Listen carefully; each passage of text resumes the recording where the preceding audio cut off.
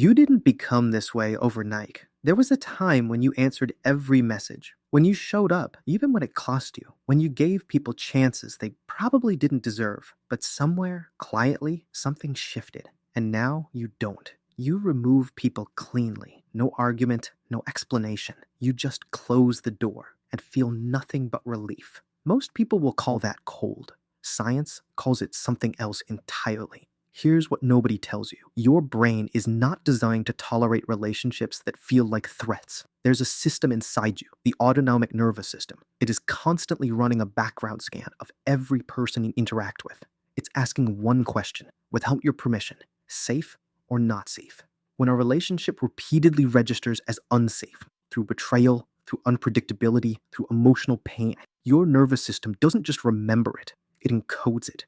And eventually, it stops waiting for the next disappointment. It starts protecting you in advance. Cutting someone off isn't impulsive. At the time it happens, your nervous system has already been saying goodbye for a long time. You're just the last one to catch up. But there's something deeper worth understanding. People who cut others off easily, completely, without looking back, usually share one thing in common. At some point in their life, staying was more dangerous than leaving. Maybe it was a home where expressing hurt made things worse. Maybe it was a friendship that punished vulnerability. Maybe it was a relationship that used their trust as a weapon.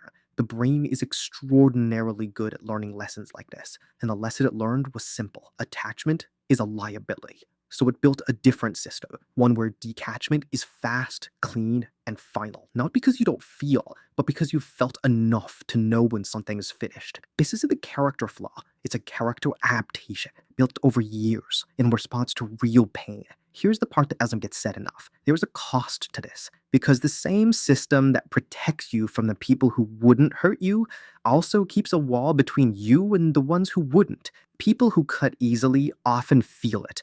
This quiet loneliness that lives underneath the independence. They want depth, they want realness, but closeness has become a language their nervous system no longer fully trusts. Not every wall you've built is still protecting you. Some of them stopped serving you the moment the original threat walked out of your life.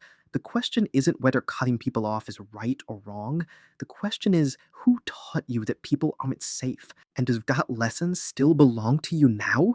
You are not cold. You are not broken. You are someone who got very, very good at surviving.